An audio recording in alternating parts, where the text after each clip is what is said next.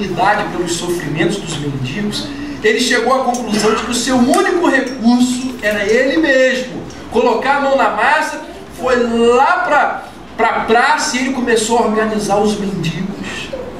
E ensinou os mendigos a fazer algumas tarefas comuns, dividiram lá em equipes para percorrer a cidade, construíram um depósito com restos ali de tijolos, começaram ali um negócio, catavam garrafas vazias de hotéis, de casas comerciais e as revendiam e retiravam os recursos dali.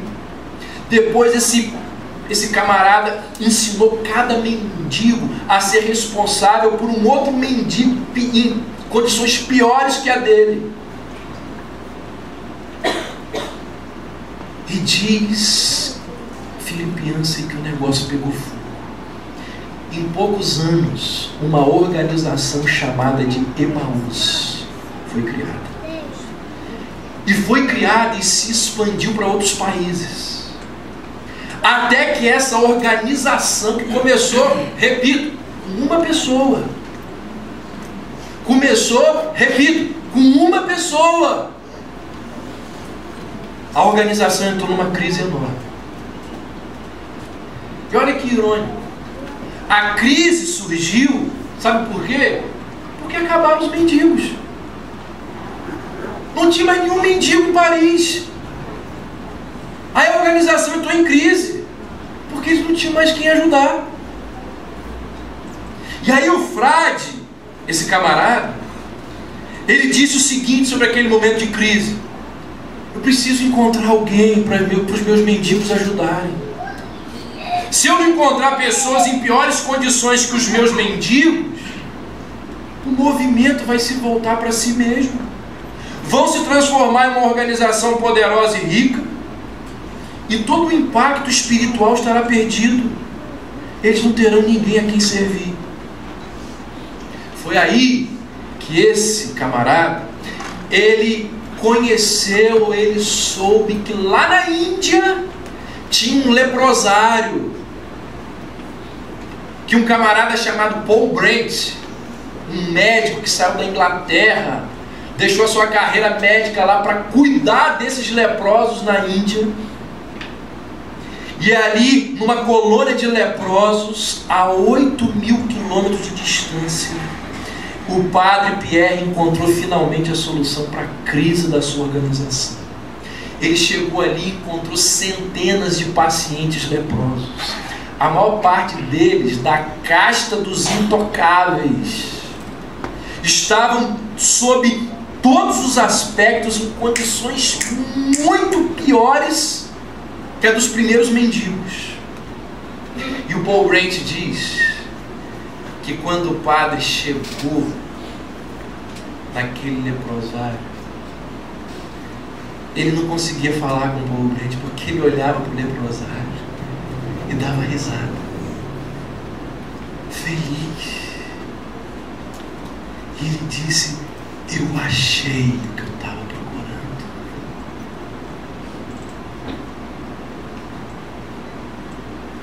A minha organização não vai acabar. É isso aqui que eu precisava. Ele voltou para a França, mobilizou os ex-mendigos, foi todo mundo para a Índia. E ali na Índia eles construíram uma ala no hospital de Vellore, a cidade, e eles começaram a cuidar daqueles leprosos. No dia da inauguração daquela ala,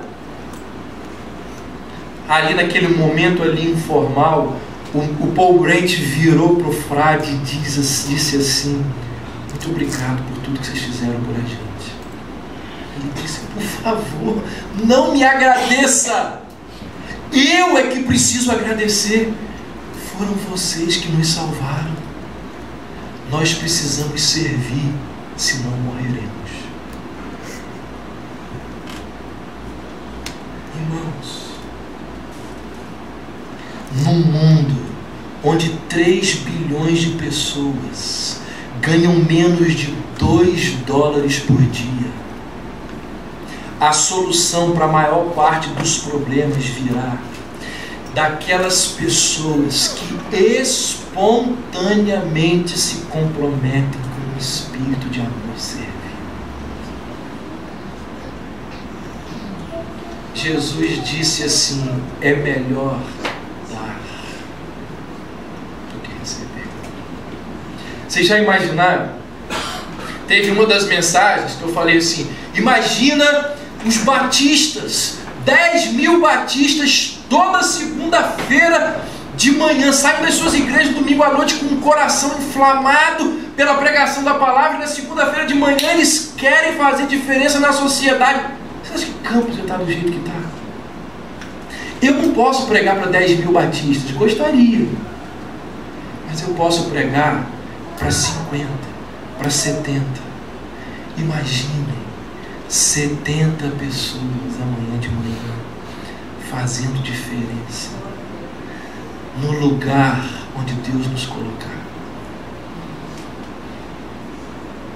Irmãos, as necessidades são muitas e elas estão todas diante de nós. E talvez, eu estou encerrando, e talvez nós podemos pensar que o nosso pequenino trabalho ali na nossa casa, no nosso escritório, no nosso serviço, não vai fazer diferença. Quando eu sou seduzido por esse pensamento tão mesquinho, eu gosto de lembrar daquela história que todo mundo aqui já ouviu, tenho certeza, daqueles PowerPoints que se manda por e-mail, aquele negócio bem enjoado.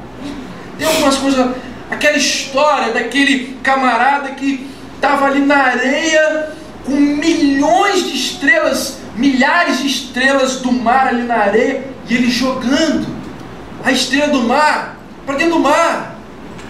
Aí chega alguém e fala assim: rapaz, você é louco, você acha que você vai conseguir salvar todas essas estrelas aqui? Existem milhões nas praias do mundo. Aí aquele camarada pegou a estrelinha que estava na mão dele, jogou e falou: o quê? Para essa aqui eu fiz diferença. Para essa eu fiz diferença.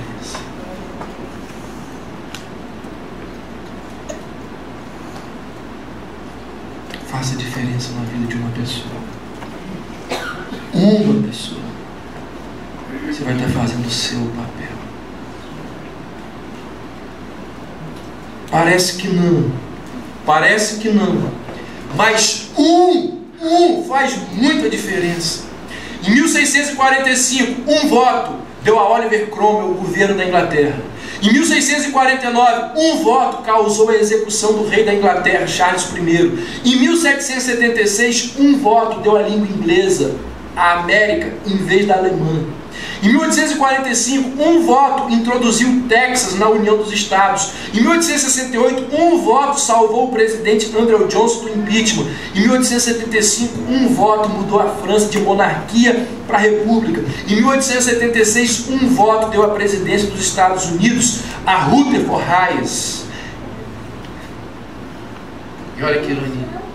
Em 1923, um voto deu a Adolf Hitler a presidência do partido nazista. E se ele não tivesse chegado ali, ele não teria feito o que fez.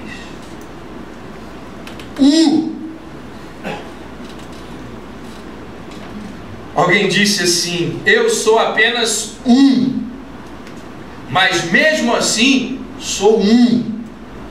Não posso fazer tudo, mas mesmo assim posso fazer algo. E porque não posso fazer tudo, não me recusarei a fazer o algo que possa fazer.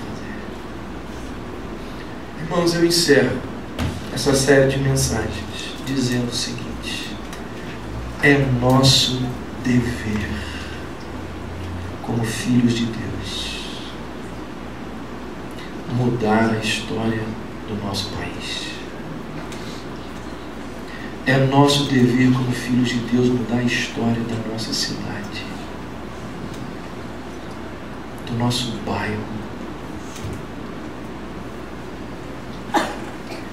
é responsabilidade nossa daqui para frente tomarmos atitudes diante de tudo que nós ouvimos. Que Deus tenha misericórdia de nós, porque se nós não fizermos nada diante de tudo que nós ouvimos, Deus vai cobrar. Que Deus tenha misericórdia de nós, que Deus nos dê ânimo, que Deus nos dê graça, que Deus nos dê força, que Deus nos dê garra, gana. E eu encerro dizendo aquilo que disse em umas 2 ou 3 mensagens. Os pecados do Brasil são os nossos pecados. O Brasil só vai mudar quando a igreja mudar.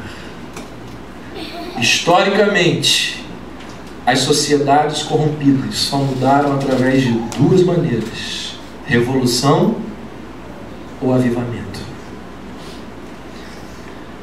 Que Deus nos dê graça. Amém.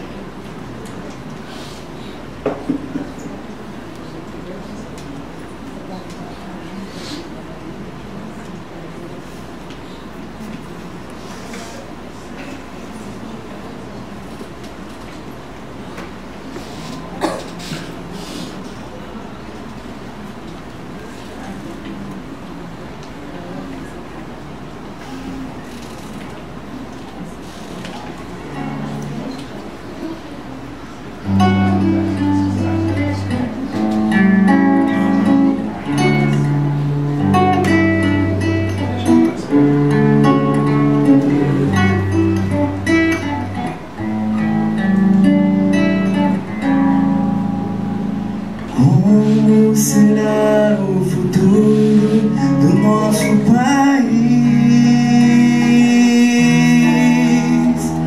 Surge a pergunta no olhar e na alma do povo.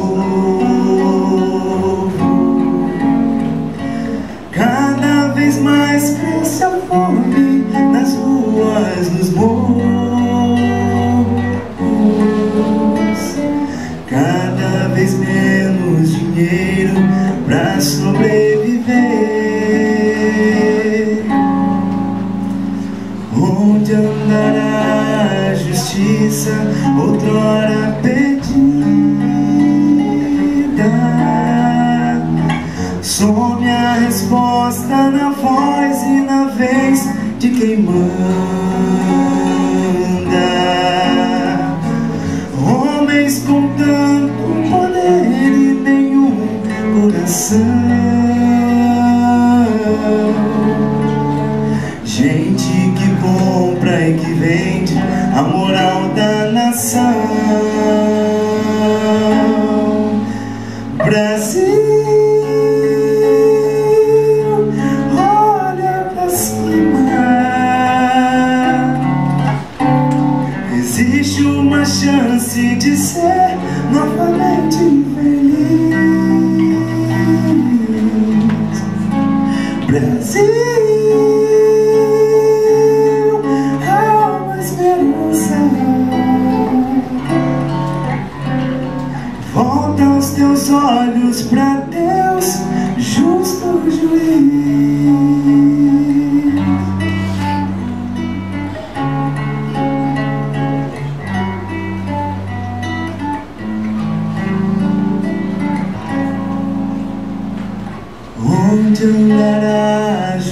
justiça, outrora perdida. Some a resposta na voz e na vez de quem manda. Homens com tanto poder e nenhum coração. Gente que compra e que vende a moral da nação. Brasil, olha pra cima.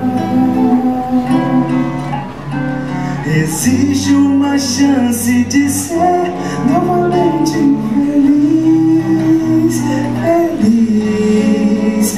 Brasil,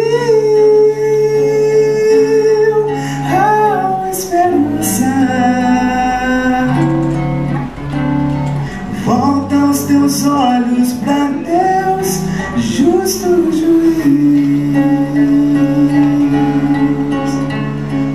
Volta os teus olhos pra Deus, justo juiz.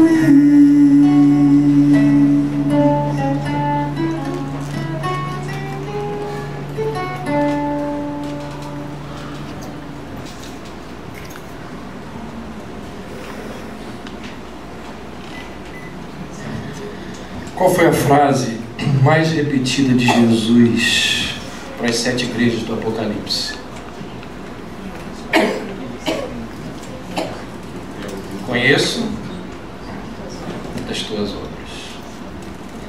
Se ele conhece as obras, isso significa que ele também conhece a ausência de obras. Quando Jesus terminou de lavar os pés dos discípulos, Jesus virou-se para eles e disse assim: se sabeis destas coisas, felizes vocês serão se praticarem. Tiago disse assim: aquele que sabe que deve fazer o bem e não faz, está pecando. Escrevendo a Tito, Paulo disse assim: torna-te padrão de boas obras. Vamos orar.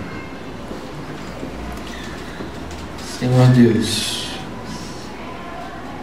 nós fazemos parte do Brasil. O Brasil é constituído por cada pessoa que aqui está nesta noite. Deus, nós pedimos que a Tua graça seja sobre cada um de nós.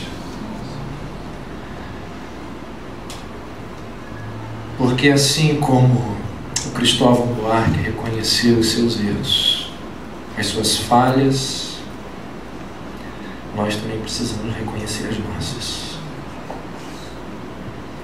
Nós também precisamos pedir desculpas ao Brasil. Oh Deus, como nós precisamos pedir desculpas à nossa nação. Não porque perdemos um campeonato de futebol, mas porque perdemos os nossos princípios e valores, tão claros na Tua palavra, tão evidentes nas Sagradas Escrituras. Princípios que nos ensinam a sermos generosos. Valores que nos ensinam a compartilhar com os necessitados. Verdades que nos mostram que devemos ter um coração agradecido por tudo aquilo que o Senhor nos tem dado.